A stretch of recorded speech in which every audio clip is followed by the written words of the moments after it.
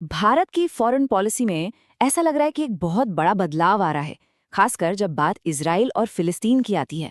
तो आज हम एक सोर्स मटेरियल के आधार पर इसी बदलाव को समझने की कोशिश करेंगे।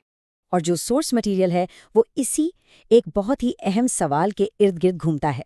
सवाल ये है कि क्या प्रधानमंत्री नेतन्याहू से दोस्ती को मुस्लिम देशों के साथ रिश्तों से ऊपर रखा जा रहा है। और ये सवाल उठा क्यों? ये उठा है प्रधानमंत्री नरेंद्र मोदी के हाल के कुछ कदमों और इजराइल में दिए गए एक खास भाषण की वजह से।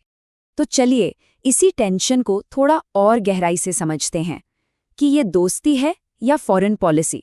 सोर्स मटेरियल इसे एक पर्सनल रिश्ते और सालों से चली आ रही नेशनल पॉलिसी के बीच एक टकराव की तरह दिखाता है। देखिए, इस पूरे राजनीतिक बदलाव की जो बैकग्राउंड है वो है दोनों नेताओं के बीच का एक बहुत ही पब्लिक और वार्म रिश्ता। सोर्स मटेरियल इस पर बहुत जोर देता है, यहाँ तक कि उन छोटी छोटी बातों का भी जिक्र करता है। जैसे एक मौके पर नेतन्याहू ने कहा कि उनकी पत्नी के कोट का रंग मोदी जी के पॉकेट स्क्वायर से मैच कर रहा है। ये सब बातें एक गहरी केमिस्ट्री को दिखाती हैं। अच्छा, अब यहाँ एक बहुत ही दिलचस्प पहलू सामने आता है। सोर्स मटेरियल इस बात पर ध्यान खींचता है कि क्या कहा गया और क्या नहीं कहा गया। इजराइल में एक स्पीच के दौरान प्रधानमंत्री मोदी ने 7 अक्टूबर के हमास हमले की बहुत ही कड़ी निंदा की। और उन्होंने सिर्फ निंदा नहीं की, बल्कि ये भी कहा कि भारत पूरी मजबूती से इजराइल के साथ खड़ा है, इस मुश्किल वक्त में और इसके बाद भी। और यहीं पर सोर्स मटेरियल का जो मेन पॉइंट है वो बिल्कुल साफ हो जाता है। एक तरफ इजराइल के लिए इतना मजबूत और मुखर समर्थन, और दूसरी तरफ गाजा में जो हजारों सिविलियंस की मौतें हुई, उस पर प्रधानमंत्री की तरफ से कोई पब्लिक स्टेटमेंट नहीं। इसी कॉन्ट्रास्ट की बात की जा रही है। तो क्या ये वाकई में एक बड़ा बदलाव है? इसको समझने के लिए थोड़ा सा इतिहास देखना होगा कि ये हमारी 75 साल पुरानी पॉलिसी से कितना अलग है। देखिए, 1947 से ही भारत एक आज़ाद फिलिस्तीनी राज्य का समर्थन करता आया है।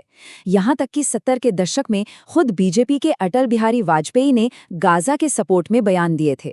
लेकिन सोर्स का तर्क ये है कि आज जो हो रहा है वो एक निर्णायक मोड़ है, जो इस 75 साल पुरानी आम सहमति को एक तरह से खत्म कर रहा है।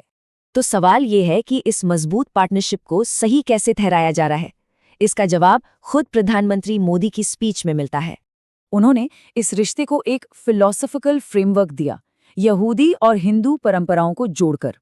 उन्होंने कहा कि जैसे इजराइल में टिकून ओलम का सिद्धांत है, जिसका मतलब है दुनिया को ठीक करना, वैसे ही भारत में वसुधैव कुटुंबकम की सोच है, मतलब पूरी दुनिया एक परिवार है।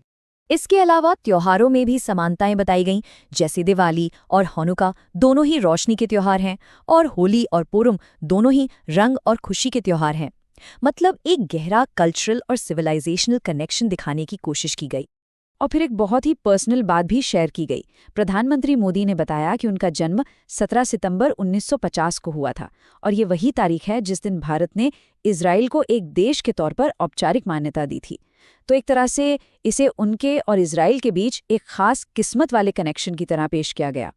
तो इन सब बातों को जोड़कर देखें तो सोर्स मटेरियल के हिसाब से इसका मतलब क्या निकलता है? भारत का नया स्टैंड क्या है? सोर्स के मुताबिक ये कोई छोटा मोटा बदलाव नहीं है, वो इसे एक निर्णायक मोड़ कह रहा है। मतलब एक ऐसा फंडामेंटल शिफ्ट जो शायद भारत की फिलिस्तीन को लेकर जो ऐतिहासिक पॉलिसी रही है उसे हमेशा के लिए बदल दे। और आखिर में ये विश्लेषण हमें एक बड़े सवाल के साथ छोड़ जाता है कि इजराइल के साथ ये जो नई और मजबूत दोस्ती है, इसका भारत की ग्लोबल स्टैंडिंग और बाकी देशों, खासकर मुस्लिम देशों के साथ रिश्तों पर क्या असर पड़ेगा।